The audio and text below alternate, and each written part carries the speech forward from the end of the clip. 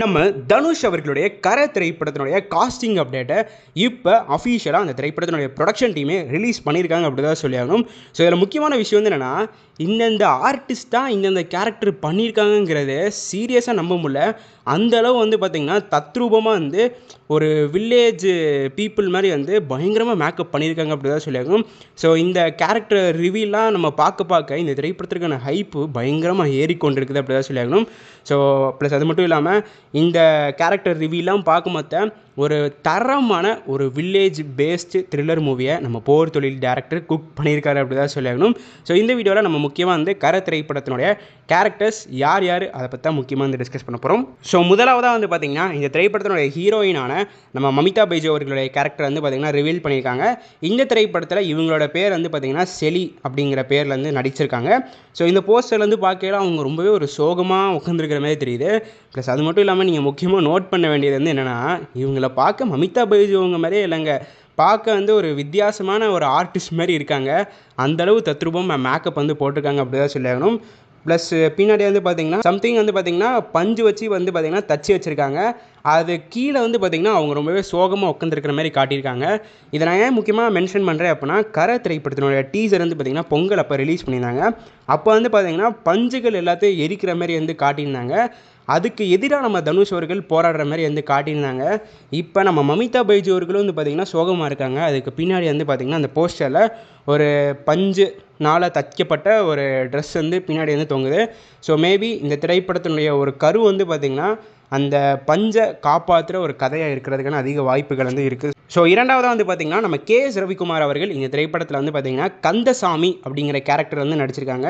So இந்த போஸ்டரில் இவரை வந்து பார்க்கல எல்லா மக்களும் வந்து பார்த்திங்கன்னா கூடியிருக்கிற அந்த டைமில் இவர் வந்து பார்த்திங்கன்னா கூடியிருக்காரு. ஸோ இவரோட பேர் பார்க்கையில் நமக்கு வந்து என்ன தோணுது அப்படின்னா, இவர் வந்து பார்த்திங்கன்னா நம்ம தனுஷ் அவர்களுடைய அப்பா கேரக்டரில் நடிக்கிறதுக்கான அதிக வாய்ப்புகள் வந்து இருக்குது. பிகாஸ் நம்ம தனுஷ் அவர்களுடைய பேர் வந்து பார்த்திங்கன்னா கரசாமி. அதை வந்து பார்த்திங்கன்னா அவர் டீசரில் வந்து ரிவீல் பண்ணிட்டாங்க. ஸோ அவர் கரசாமி, இவர் வந்து பார்த்திங்கன்னா கந்தசாமின்னு பேர் வச்சுருக்காங்க அப்படின்னா மோஸ்ட் ப்ராப்ளி இவர் வந்து பார்த்திங்கன்னா தனுஷ் அவர்களுடைய அப்பா கேரக்டரில் நடிக்கிறதுக்கான அதிக வாய்ப்புகள் இருக்குது அப்படி தான் சொல்லியாகணும்.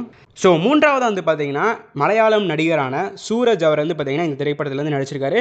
இவருடைய கேரக்டர் பேர் வந்து பார்த்திங்கன்னா பரதன். இவர் வந்து ஒரு போலீஸ் ஆஃபீஸர் ரோலில் வந்து பார்த்திங்கன்னா நடிக்கிறாரு. இவர் இந்த திரைப்படத்தில் வில்லனாக நடிக்கிறதுக்கான அதிக வாய்ப்புகள் இருக்குன்னு சொல்லப்படுது. பிகாஸ் டீசரில் வந்து பார்த்திங்கன்னா போலீஸ் வந்து பார்த்திங்கன்னா வாண்டடாக நிறையா மக்கள் வந்து கைது பண்ணி அந்த பஞ்சுகள் எல்லாத்தையும் வந்து எரிக்கிற மாதிரி வந்து காட்டியிருந்தாங்க. ஸோ இந்த விஷயங்கள்லாம் வச்சு பார்க்கும்போது மோஸ்ட் ப்ராபப்ளி ஒரு போலீஸ் ஆஃபீஸர் தான் இந்த திரைப்படத்திற்குரிய வில்லனாக இருக்கிறதுக்கான அதிக வாய்ப்புகள் வந்து இருக்குது. ப்ளஸ் அதே மாதிரி நம்ம தனுஷ் அவர்களுடைய கர்ணன் திரைப்படத்தில் நம்ம நாட்டி அவர்கள் தான் வில்லன். அவர் வந்து பார்த்திங்கன்னா போலீஸ் ரோல் தான் நடிச்சிருந்தார். இப்போ திரும்பவும் நம்ம கரை திரைப்படத்தில் ஒரு போலீஸ் ஆஃபீஸர் தான் வந்து பார்த்திங்கன்னா ஒரு வில்லன் ரோல் வந்து நடிக்க போகிறாரு. ஒரு கோஇன்சிடென்ஸாக இருக்குது அப்படி தான் சொல்லியாகணும். ஸோ அதே மாதிரி வந்து பார்த்திங்கன்னா 2021 எலெக்ஷன் டைமில் தான் கர்ணன் படமும் ரிலீஸ் ஆச்சு. இப்போ 2026 எலெக்ஷனில் தான் வந்து பார்த்திங்கன்னா நம்ம கரை திரைப்படமும் ரிலீஸ் ஆகுது. நிறைய கோஇன்சிடென்ஸ் இருக்குது அப்படி தான் சொல்லியாகணும். ஸோ கடைசியாக எந்த கேரக்டரை ரிவீல் பண்ணாங்க அப்படின்னா நம்ம கருணாஸ் அவர்களுடைய கேரக்டர் தான் ரிவீல் பண்ணியிருக்காங்க. ஸோ நம்ம கருணாஸ் அவர்கள் இந்த திரைப்படத்தில் காசி மாயன் அப்படிங்கிற கேரக்டர் வந்து பார்த்திங்கன்னா நடிக்க போகிறாரு. இந்த போஸ்டரில் பார்க்கும்போது இவர் வந்து விறகுகள் எல்லாத்தையும் சேர்த்து வச்சு அந்த விறகுகள் மேலே இவர் நிற்கிற மாதிரி வந்து காட்டியிருக்காங்க. ஸோ இவரோட கேரக்டர் வந்து பார்த்திங்கன்னா அந்தளவு டீகோட் பண்ண முடியலங்க. இவர் வந்து ஹீரோ சைடு இருப்பாரா வில்லன் சைடு இருப்பாராங்கிறது தெரில.